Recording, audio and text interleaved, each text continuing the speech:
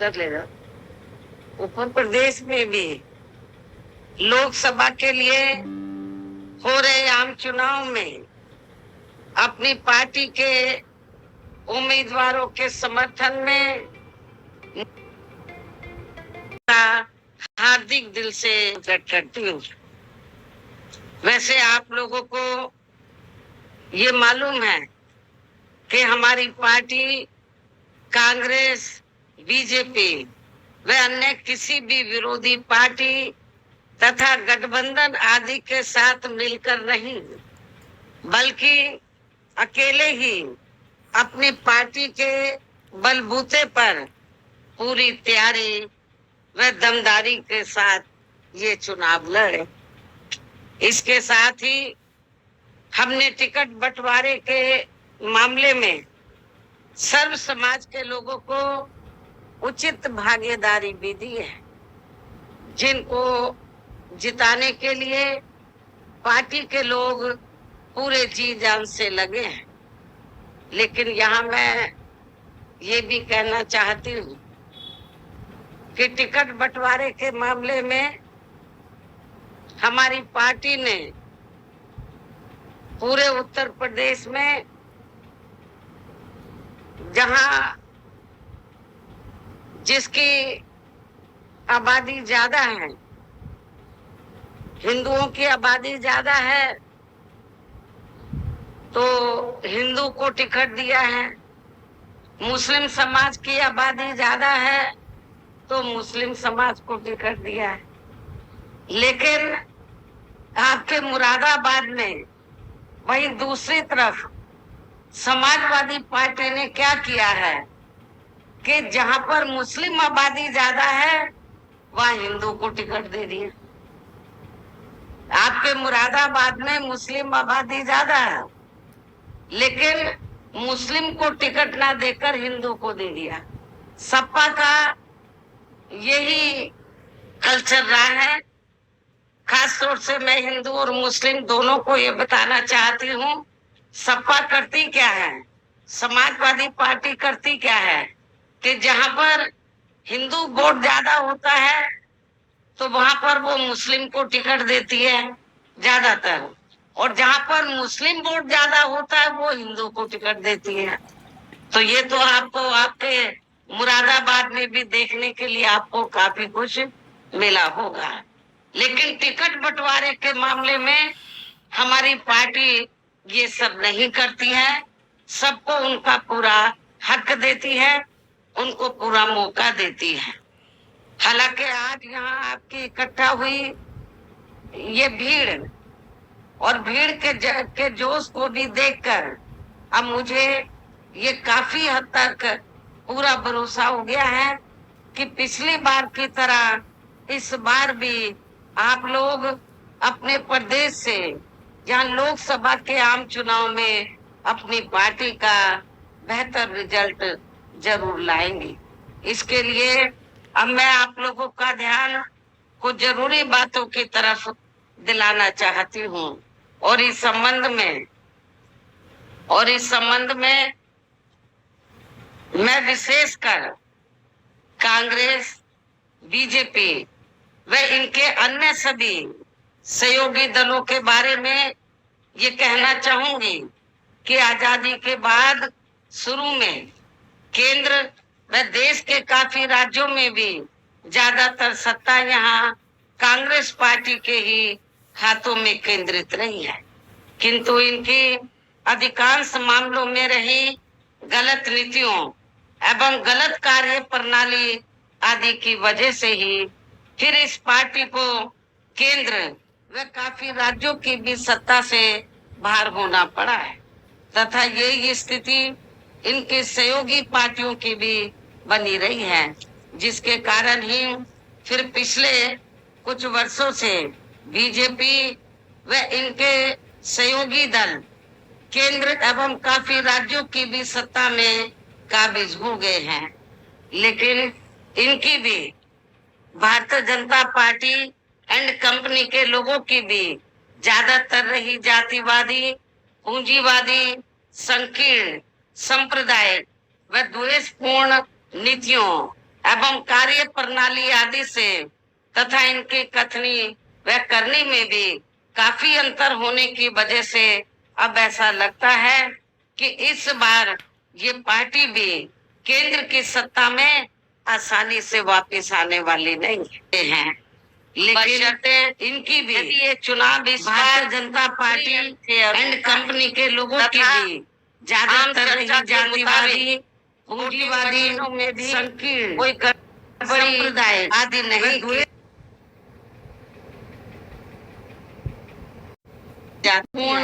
और वैसे भी इस बार चुनाव में इनकी कोई भी पुरानी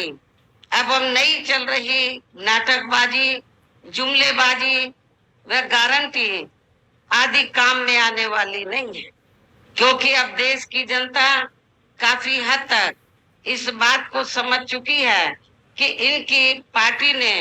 अब तक देश के विशेषकर गरीबों, कमजोर तबकों, मध्यम वर्गों एवं अन्य मेहनतकश लोगों को जो इन्हें अच्छे दिन दिखाने के असंख्य प्रलोभन भरे वायदे किए हैं तथा अनेकों हवाई व कागजी गारंटी भी दी है, तो उनका जमीनी हकीकत में अभी तक इन्होंने लगभग 1/4 हिस्सा भी कार्य पूरा नहीं किया है, बल्कि इनके स्थान पर इनका ज्यादातर समय व ताकत भी यहाँ इनके अपने चहेते रहे बड़े बड़े पूंजीपतियों एवं धन्ना सेठों को ही ज्यादा से ज्यादा माला माल वे धनवान आदि बनाने में तथा उन्हें हर स्तर पर छूट देने व बचाने में ही लगी रही है, जिनके अधिकांश आर्थिक सहयोग से ही ये पार्टी व अन्य पार्टियां भी अपना संगठन चलाती हैं तथा चुनाव आदि भी लड़ाती हैं, जिनका काफी कुछ खुलासा बॉन्ड की आई रिपोर्ट से भी हो जाता है। इसके साथ ही अब ऐसा लगता है कि कांग्रेस पार्टी की तरह ही बीजेपी ने भी केंद्र की तमाम सरकारी जांच एजेंसियों का ज्यादातर राजनीतिकरण ही कर दिया है। इसके अलावा देश के किसान वर्ग भी वर्तमान बीजेपी की सरकार में शुरू से ही अपनी विभिन्न समस्याओं को लेकर काफी ज्यादा दुखी व परेशान रहे हैं और अभी भी है, जबकि यूपी में 4 बार हमारी पार्टी की रही सरकार ने इनके हितों का भी हर स्तर पर विशेष ध्यान रखा है। इतना ही नहीं बल्कि केंद्र में पूर्व की रही कांग्रेसी सरकार की तरह ही वर्तमान भाजपा सरकार में भी इनकी जातिवादी, हीन, सांप्रदायिक एवं पूंजीवादी सोच व नीतियों के चलते पूरे देश में सर्व समाज में खासकर गरीबों, दलितों, आदिवासियों, पिछड़े वर्गों, मुस्लिम एवं अन्य धार्मिक अल्पसंख्यक समाज के लोगों का भी पूर्ण रूप से विकास व उत्थान आगे नहीं हो सका है। और इस संदर्भ में वैसे आप लोगों को ये मालूम है कि पूरे देश में यहाँ दलितों, आदिवासियों एवं अन्य पिछड़े वर्गों का सरकारी नौकरियों में पिछले काफी वर्षों से अधूरा पड़ा आरक्षण का कोटा भी अभी तक पूरा नहीं भरा गया है। विशेषकर SC व ST वर्गों के सरकारी कर्मचारियों का पदोन्नति में आरक्षण भी अब काफी हद तक प्रभावहीन ही बना दिया गया है। साथ ही केंद्र व राज्यों में भी विरोधी पार्टियों की रही सरकारों में इन सभी वर्गों को प्राइवेट सेक्टर में आरक्षण दिए जाने की व्यवस्था किए बिना ही इनकी सरकारों के ज्यादातर सरकारी कार्य अब प्राइवेट सेक्टर के जरिए ही इनके बड़े बड़े पूंजीपतियों व धन्ना सेठों आदि को ही दिए जाने के कारण अब इनको पूरे देश में आरक्षण का बहुत कम ही लाभ मिल पा रहा है। इसी प्रकार इनका अन्य और मामलों में भी शोषण व उत्पीड़न आदि होना अभी तक भी बंद नहीं हुआ है। इनके साथ साथ मुस्लिम व अन्य धार्मिक अल्पसंख्यक समाज के लोगों की भी हालत हर स्तर पर यह काफी ज्यादा खराब व दयनीय बनी हुई है। इसकी जानकारी आप लोगों को भी है, खासकर मुस्लिम समाज के लोगों को इसकी काफी कुछ जानकारी है। इतना ही नहीं बल्कि पिछले कुछ वर्षों से केंद्र व अधिकांश राज्यों में भी बीजेपी व आरएसएस की सरकारों के चलते हुए अब इनका विकास एवं उत्थान आदि होना भी काफी हद तक बंद हो गया है। आए दिन इन पर खासकर धर्म की आड़ में हो रही जुल्म जाति भी यह काफी ज्यादा चरम सीमा पर पहुंच चुकी है। हिंदुत्व की आड़ में इनका काफी ज्यादा शोषण किया जा रहा है। इनके साथ साथ कास्ट समाज में से विशेषकर गरीब लोगों की भी हालत हमें कोई खास अच्छी नजर नहीं आती है। इनकी गलत कृषि नीतियों के कारण ही किसान वर्ग भी आए दिन आंदोलित ही रहता है और पिछले कुछ वर्षों से तो आए दिन किसान सड़कों पर ही अपनी आवाज उठाता रहा है। साथ ही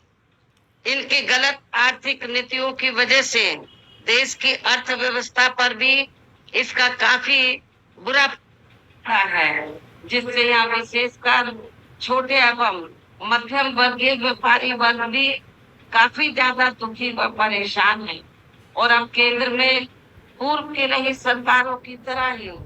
वर्तमान भाजपा सरकार में भी जहाँ पूरे देश में गरीबी, बेरोजगारी एवं महंगाई आदि भी काफी ज्यादा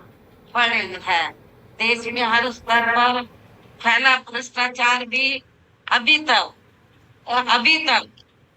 कम नहीं हुआ है, अर्थात काफी बड़ा हुआ है। साथ ही अपने देश की सीमाएं भी अभी तक पूरे तौर से सुरक्षित नहीं है। ये भी बड़े चिंता की बात है। ऐसे में अब आप लोगों को देश में हो रहे लोकसभा आम चुनाव में कांग्रेस, बीजेपी व इनकी सहयोगी पार्टियों को भी केंद्र की सत्ता में आने से जरूर रोकना है। जिनकी गलत नीतियों व गलत कार्य प्रणाली आदि को आप लोग काफी हद तक आजमा भी चुके हैं। ऐसी स्थिति में अब ये विरोधी पार्टियां किस्म किस्म के साम दाम दंड भेद आदि अनेकों हथकंडे इस्तेमाल करके केंद्र की सत्ता में आने की पूरी कोशिश में लगी है, जिनसे अपनी पार्टी के लोगों को हर स्तर पर काफी ज्यादा सावधान रहना है। और इस मामले में विरोधी पार्टियां अपने अपने पक्ष में हवा बनाने के लिए खासकर मीडिया, ओपिनियन पोल व सर्वे आदि का जो बड़े पैमाने पर इस्तेमाल कर रही हैं, तो उनसे भी अपनी पार्टी के लोगों को बिल्कुल भी गुमराह नहीं होना है। इसके साथ ही विरोधी पार्टियों के विभिन्न रूपों में जारी किए गए इनके हवाई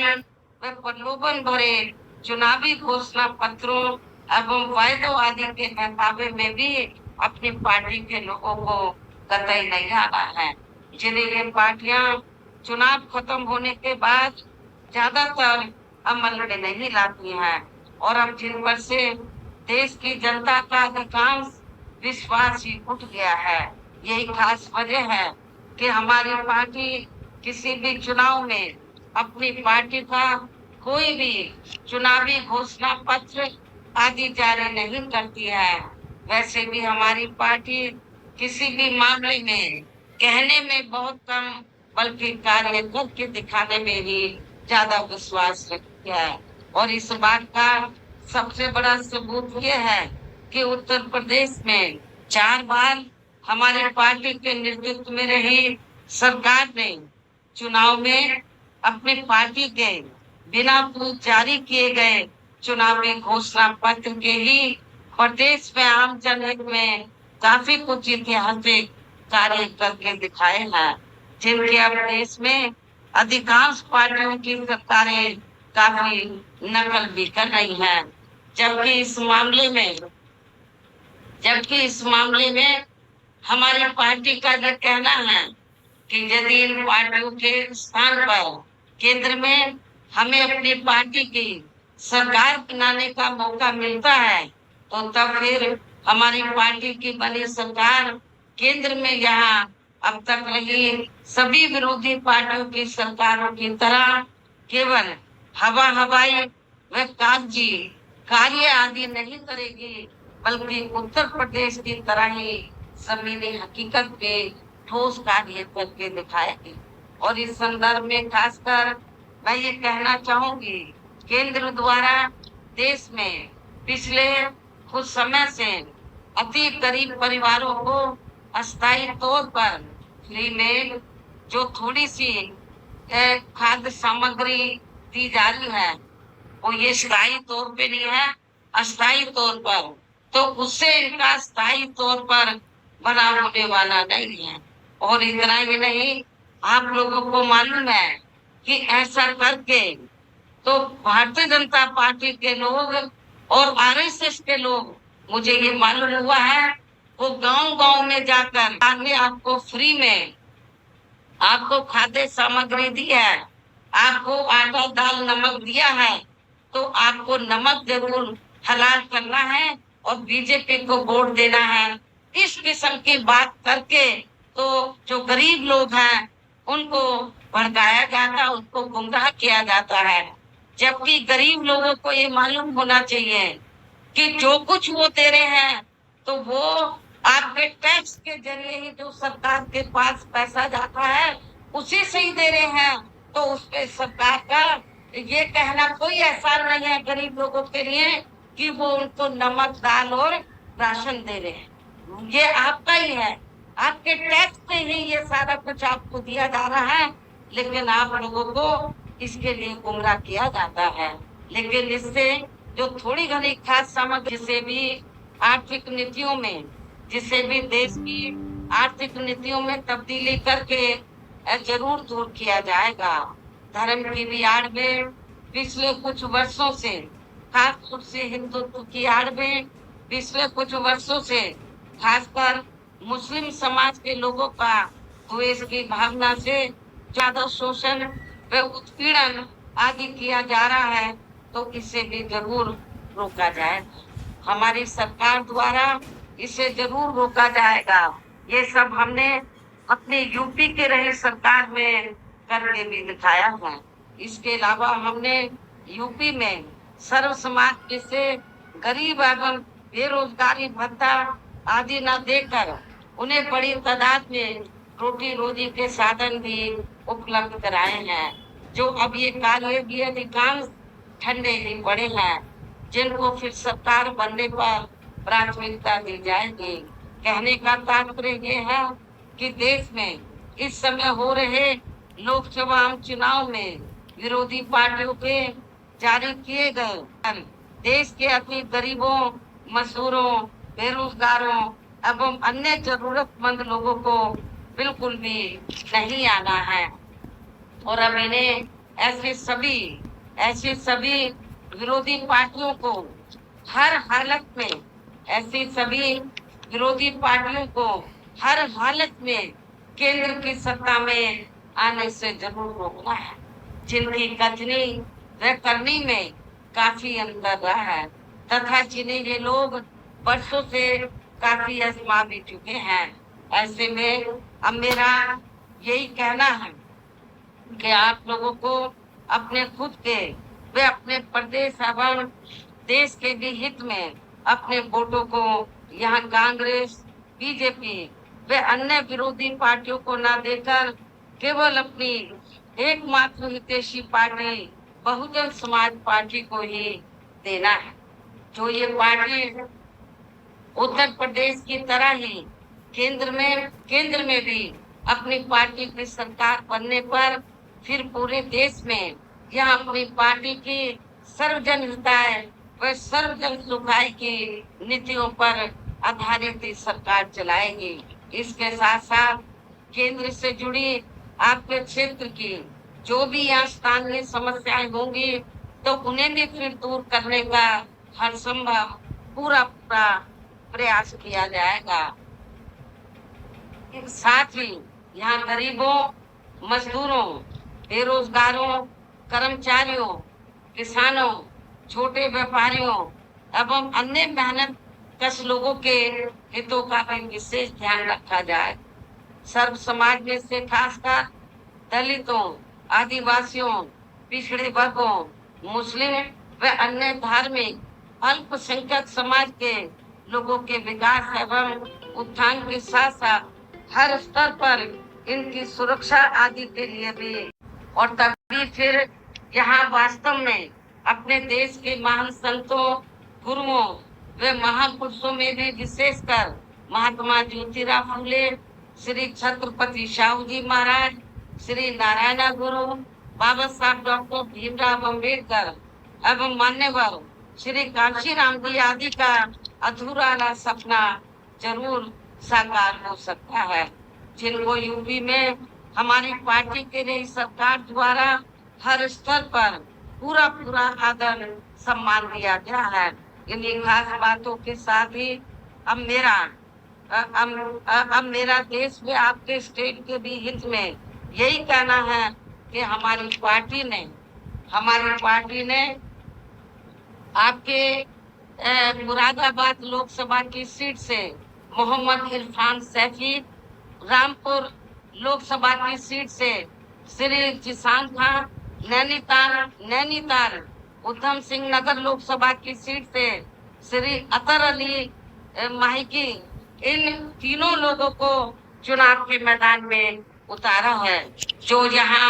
आपके सामने मंच पर भी मौजूद है। तो उन्हें आप लोगों को जरूर कामयाब बनाना है, जिसके लिए यहाँ पार्टी के सभी स्तर के छोटे बड़े पदाधिकारी वे कार्यकर्ता आदि पूरे जी जान से लगे हैं। और अब आप लोगों को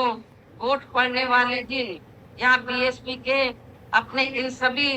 लोकसभा उम्मीदवारों को अपनी पार्टी का जो हाथी चुनाव चिन्ह है, हाथी चुनाव चिन्ह के सामने वाले बटन को दबाकर इनको भारी वोटों के अंतर से जरूर जिताना है। इस पुरजोर अपील के साथ ही अब मैं अपनी बात यही समाप्त करती हूँ। जय भीम, जय भारत।